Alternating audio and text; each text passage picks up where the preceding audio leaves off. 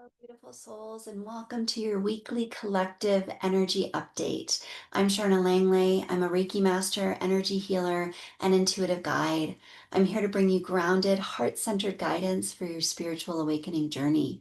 Welcome back if you've been watching my videos. Thank you so much to those of you who have subscribed to the channel. It means so much to me. And if you hadn't yet, go ahead and hit that subscribe button as it truly helps support this work. With over 20 years of experience, I help clients around the world uncover the root of emotional, physical, and spiritual blockages. And each week, I tune into the collective energy to bring insights and energetic guidance to help you navigate your path with greater clarity, alignment, and peace.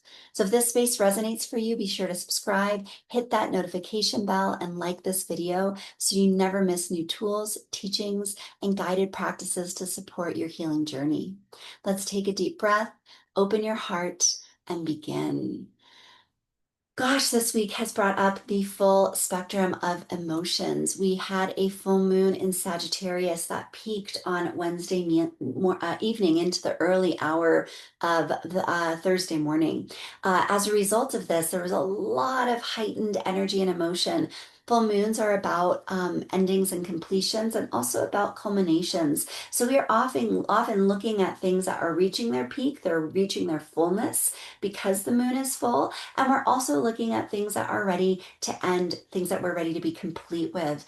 The dwarf planet Eris, which is the goddess of discord, disruption, and chaos energy, played a role in this particular lunation. So if this was a bumpy but powerful lunation for you, you are right on line with what I was seeing collectively happening with the energy at this time. We also had Jupiter moving into Cancer just a few days before that. And any time the big planets like Jupiter shift into a different sign, there's a bumpy landing that is associated with that as we transition from the sign of Gemini, which is about airiness and communication and thoughts and thinking and planning, into very feeling and watery Cancer. And so because of this, we're feeling a lot of shifts and changes this week. And then as we slide into and have slid into the end of the week, there's a feeling of maybe peacefulness, calmness, maybe even a little bit of elation, like, okay, we've gotten here, we've made it through the portal, here we go, until we obviously do that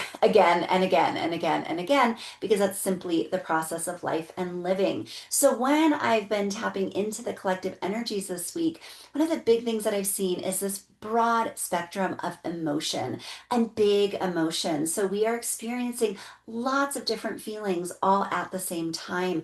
I remember when I was really deeply diving into a lot of my personal development work in my early 20s. One of the biggest things I got out of therapy at that time was the awareness that you can have multiple emotions all at the same time. So things that you can be feeling happy and sad and angry all at once. And if you are a highly sensitive, empathic person, which I imagine most of you who are tuning into my channel are, we feel things really big and we feel them in very deep and complex ways. We are emotionally complex individuals. And as a result of that, we want to give ourselves the grace and the compassion to be able to feel deeply. This is a superpower. I love that we are raising new generations of kids that are coming onto the planet with parents who are also highly sensitive individuals who maybe struggled with that sensitivity growing up, because we lived in a world and a society that didn't really understand that. We tamped down a lot of those energies in service to doing and acting and being productive and discipline. Y'all hear me often talk about this balance of masculine and feminine energies when I do these energy updates with you. And we have lived in a time of the height of a lot of the masculine, and we are in a continuing rebirth and strengthening of the feminine. I would actually say that the masculine is currently being reborn at the moment, as the feminine continues to surge.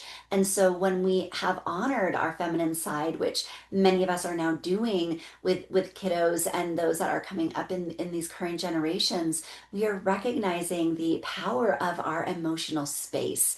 that we cannot show up fully as the individuals that we are meant to be if we are not in awareness and alignment with the broad spectrum of our emotions. Sometimes this is going to be really uncomfortable. It can be very confusing. Those of us with a trauma history, confusion is a very uncomfortable emotion and often triggers connections into trauma. If I'm confused, I'm unsafe, right? And so we can start to rewrite that script by practicing simply breathing into the complexity of the emotions that we might be experiencing, allowing ourselves to widen that window of discomfort to say, okay, I can sit here, I can be in this really uncomfortable emotion without having to do all over it or avoid or distract myself. Not that those can't be helpful tools if we're really, really in it, but if we are practicing or working an emotional muscle, the exercise that we do to practice and work that muscle includes widening that window of discomfort, allowing us to breathe into the uncomfortable emotions and trust that we are strong enough in our adult self to reparent that inner child so that we can be strong enough to carry ourselves through those emotions. A few weeks ago, I shared a Reiki healing transmission for the inner child. So if that is resonating for you right now, you've got young parts that are up for you on my YouTube channel. I have a link to that Reiki healing transmission. That's also a guided sort of visual as well that helps you to tap into whatever age that young self might be showing up. We also have had a lot of conflicts rising to the surface with this full moon. I saw it, just in full living color, the way that energies were clashing. Very, very often with the people that we love the most in our lives, sometimes we just miss each other, right? There are moments where one person needs something, the other person needs something different, and those clash and they collide and they create conflict. How we show up to that conflict is important, but I would even say how we show up to the conflict afterwards is even more important. Can we own and take responsibility for our parts? Can we share what the other person did that maybe created some of that conflict in us? And can we work in and around repairing that relationship? So much so that the point of a conflict is actually to move into repair. It's not to win, it's not to be right, it's not even necessarily to immediately feel better, which I think most of us want when we are in a conflict, right? We just want to feel better. So we do all these different, trauma responses. I am a recovering fawner. The fawn responses to people please. Just kind of become a doormat and say, okay, you're right, I'm wrong. Whatever you say is the correct thing. Rather than saying, hey, you know what? Yeah, I did this. This was my piece in it, and I will own that. And also allowing the other person to share responsibility around what happened. Conflict is so, so, so, so rarely a one-way street. It certainly does happen, but those are usually the relationships that need to be or wanting to make their way out of our lives, right? The relationships that we are working on deepening and developing means that we work on using that conflict to grow. So allowing those conflicts to rise to the surface and working on and with the theme of repair. I've also seen a lot of collective movement towards patience, divine timing, and cultivating trust. So these were all themes this week. Of course, when we have big emotions, one of the things that we often have to cultivate is some patience to work through those emotions and also to cultivate trust and understanding that we will not only get through it, but that if we are truly doing our personal development work, things will get even better on the other side of it. So that it's not so much important that we get it right immediately, but that we trust that we are working towards a process that leads us into the life that we want. And we are doing that moment by moment by moment by moment. Last week, I talked quite a bit in the energy update about alignment and how important aligning where we say we're going with the choices that we're making is. And this is an aspect of co-creating with the universe. When we trust, when we're patient, when we recognize that there is a divine timing that has nothing to do with linear time. It has nothing to do with our own goals and plans, right? I'm also a big planner, so I love to have timelines and goals. My day is really highly structured. I actually really enjoy it that way. I'm working a lot on trying to find that balance between the structure and the play. But that being said, the universe has its own timing. So, as structured as our lives may be, as planningful as we might be, as goal oriented as we may be, the universe is going to come in and say, that's not the right time for that. Actually, I'm going to make you wait several more months or perhaps several more years before this comes into your life because the universe knows. The universe is highly super intelligent, far more intelligent, of course, than any of us could ever be. And so I have learned over the years of many, many, many moments in my life where I thought the most terrible thing ever was happening and I so wanted something different to occur. Years later, on the other side of that, I look back on those moments, and I'm sure many of you can relate with this.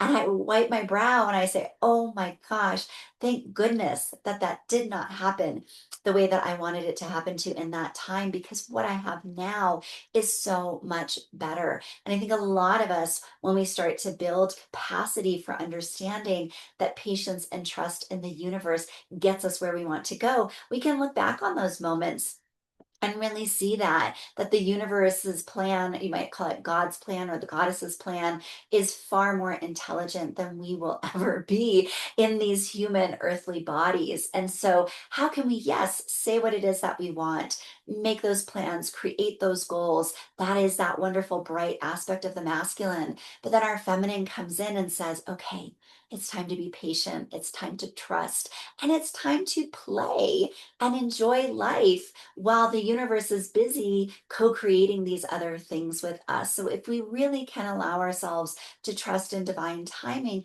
we can enjoy the ride a heck of a lot more because that timing is going to be what it's going to be. So we can either worry our way all through it, we can force our way through it, we can plan our way through it. That's typically been my way. Or we can relax into it and say, okay, I made my plans. I know where I'm going. I'm mostly aligned and I'm working as best as I can on being aligned. And then I'm going to trust in the universe that it's working its beautiful magic. And so in that meantime, I'm going to enjoy myself. I'm going to play. I'm going to find people that feel really good to be around when I have the energy for it. And the other thing I will say that is really important about this time is to rest and to sleep. A lot of us are not giving ourselves enough time to just be, to allow for that. This is an exhausting time period that we are moving through right now. And so if you find yourself exhausted and you need permission to rest, this is your permission to rest. I'm giving it to you. The universe always gives it to you. Our society doesn't usually give it to you, but I certainly am in the here and now, and take that time to rest for yourself. The last energy that I want to talk about in this week in review is the energy of unconditional love. It is here for us when we can tap into it. I do feel like unconditional love is sort of a North Star. We encounter it here in the earthly plane, but it is a difficult energy to encounter on Earth because there are so many energetic limitations around love in these physical bodies, in our psyches, and the way that they are built and developed. And by the very nature of working on boundaries, which so many of us are doing right now, that boundary work sometimes forces us to have to rewire the way that we are connected to love, such that that sense of unconditionality looks a little bit differently, right? It's not, well, I love you no matter what, you can do whatever you want to me and I will still love you, right? That's, I think, kind of the old model of unconditional love that many of us learned, right? That when we really love somebody, then it doesn't matter how they treat us, we love them anyway. And while that could be true on certain fundamental levels, there are lots of layers in there that are necessary for that to be a healthy love. Not all unconditional love is necessarily healthy. I'll say that again. Not all unconditional love is necessarily healthy. What that means is when we love unconditionally the quote unquote wrong person, right? Somebody that's not respecting our boundaries, that isn't reciprocal in the way that they love us back, who takes all the time and doesn't give, who is constantly and ongoingly abusive in their words and their language, that is not a healthy person to love unconditionally in the present moment. Now, that person might make their way out of your life and you might find that you still hold and carry love for them. But they're actually some of the conditions of love are necessary for us to be able to discern the right people to give that love to. So that being said, unconditional love in spirit realm that we experience with our angels, our spirit guides, our loved ones on the other side, that unconditional love that we experience from God, Goddess, the universe, whatever your term for that is a really fundamentally potent and powerful type of love that can guide us towards those ways of loving people. That when we love in the right ways, we love in the healthy ways, we can touch that sense of unconditionality. It does also allow us to open our hearts up a little bit more to the possibilities of what love can feel like. Most of us have a much wider capacity to love than we give ourselves credit for. Most of us haven't learned that because we've been busy protecting ourselves because we never learned good boundaries. So, with good boundaries, we can love more and more and more unconditionally because those boundaries mean that we love ourselves unconditionally first and foremost. More than we'll ever love anybody else, we have to extend that unconditional love to ourselves. Also, with good boundaries. And those good boundaries for the self look like discipline and alignment. Many of us are working on these themes ancestrally. So there's a Reiki healing transmission also for ancestral healing, if that's something that you're looking for. I've also just posted a no talking Reiki healing transmission for sleep. So if sleep and relaxation is something that you're currently working on, that's available to you. And tomorrow I will be posting a new Reiki healing transmission for karmic work. So for past life work, if there are themes that you feel that you have brought in from other lifetimes, that is here for you as well. So as always, I love to read any comments, reflections, anything that you'd like to post in the comment section here for how this may have landed for you, how you're currently experiencing or navigating these energies, and maybe one of your favorite tools or tips. Would love to read and receive those. Otherwise, if you don't mind hitting the like button on this video or podcast, if you did indeed like it, maybe subscribe and hit that notification bell. So appreciate your support of my work. Hope you have a beautiful, beautiful, beautiful weekend ahead and sending you all so much love and brightest blessings.